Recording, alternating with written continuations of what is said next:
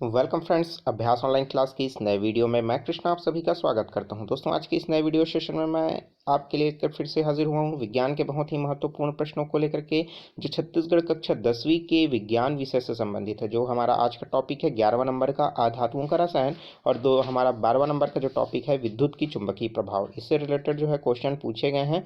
तो चलिए video start करते हैं। अगर आप अन्य पार्ट नहीं देखे हो तो प्लेलिस्टों में जाकर के आप दोस्तों अन्य पार्ट को भी देख सकते हो। तो चलिए वीडियो स्टार्ट करते हैं और चलते हैं क्वेश्चन पर। तो दोस्तों, हमारा आज का जो पहला टॉपिक है अधातुओं का रसायन। तो चलिए इससे रिलेटेड महत्वपूर्ण प्रश्नों को देख लेते हैं। तो एक एक करके प्रश्नों को देखते हैं, और दोस्तों अगर आपको आंसर पता होगा तो नीचे कमेंट बॉक्स में जरूर बताइएगा। तो चलिए प्रश्न देखते हैं। निम्नलिखित ऑक्साइड में से किसका जलीय विलयन अम्लीय होता है?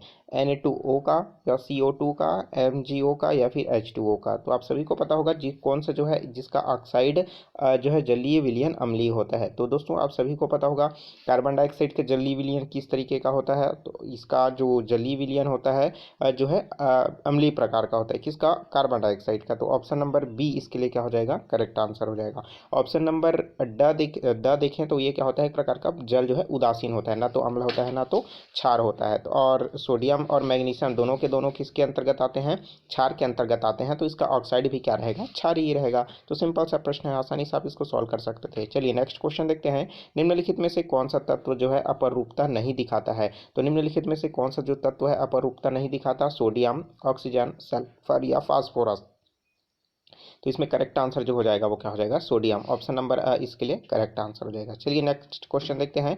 निम्नलिखित में से उपधातु है, तो निम्नलिखित में से उपधातु कौन सा है? ऑक्सीजन, हीलियम, मैग्नीशियम या फिर आर्सेनिक? तो यहाँ पर देख सकेंगे कि इनमें से उपधातु कौन सा है। तो दोस्तों इनमें से उपधातु जो है वो है आर्सेनिक है। द नंबर के इसका करेक्ट आंसर हो जाएगा।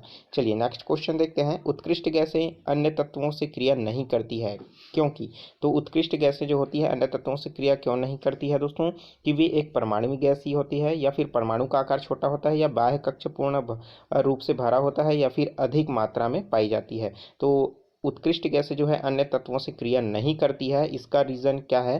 कि मुख्य तौर पर जो है बाह्य कक्षक में पूर्ण रूप से भरा रहता है, मतलब इसकी अष्टक जो है पूर्ण होता है। अष्टक पूर्ण होने की वजह से ये दूसरे तत्वों के साथ रिएक्शन नहीं कर पाता है। ठीक है, तो ऑप्शन नंबर सही इसके लिए करेक्ट आंसर हो जाएगा। चलिए नेक्स्ट क्वेश्चन देखते हैं।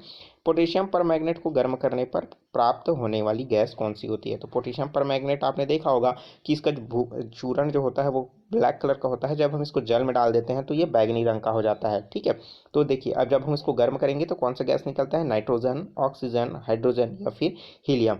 तो दोस्तों इसके लिए करेक्ट आंसर जो हो जाएगा आपका ऑक्सीजन गैस निकलता है। तो ऑप्शन नंबर ब इसके लिए करेक्ट आंसर हो जाएगा। ठीक है, चलिए हमारा दूसरा जो नेक्स्ट टॉपिक है वो विद्युत से रिलेटेड है, चूंकि विद्युत से चुंबकीय प्रभाव। ठीक है, मैग्नेटिक इफेक्ट ऑफ इलेक्ट्रिसिटी।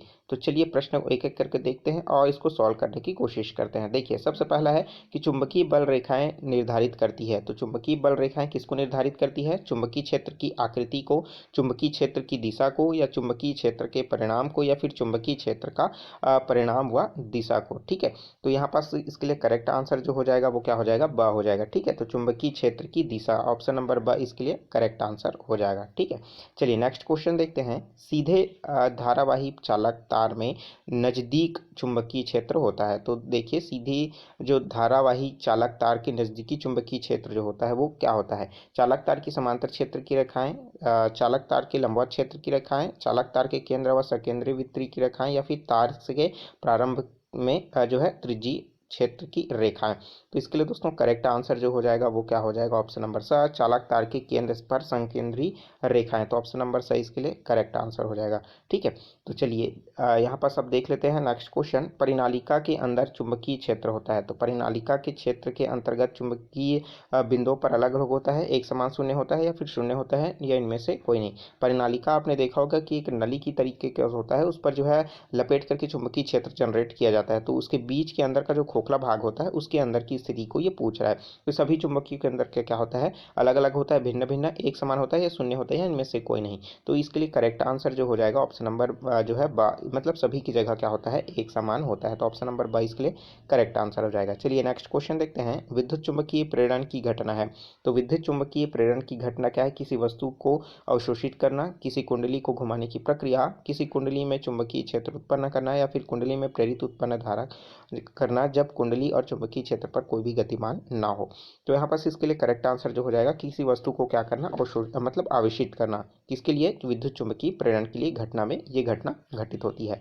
चलिए नेक्स्ट क्वेश्चन देखते हैं, विद्युत धारा उत्पन्न करने का साधन क्या है। मतलब ऐसा कौन सा चीज है जिसमें हम क्या करते हैं, विद्युत धारा को उत्पन्न करते हैं। जनित्र से, जिसे हम जनरेटर कहते हैं, मोटर, और तीसरा है धारामापी या फिर आमीटर। तो विद्युत धारा को उत्पन्न करने के लिए हम जो यूज करते हैं वो क्या कहलाता है, आपका जनित्र कहलाता है। तो ऑप्शन नंबर अ इसके लिए करेक्ट आंसर हो जाएगा। ठीक है, लेकिन विद्युत से हम किसी जनित्र को घुमाते हैं तो वो क्या कहलाता है, वो मोटर कहलाता है। ठीक है, और उसमें धारा जो हम मापते हैं वो क्या कहलाता है, आपका धारामापी कहलाता है, जिसे हम वोल्ट मीटर से नापते हैं। मीटर से क्या हम क्या नापते हैं, उसका एम्पियर को नापते हैं। ठीक है, जो करंट का फ्लो होता है उसकी मात्रक है एम्पियर।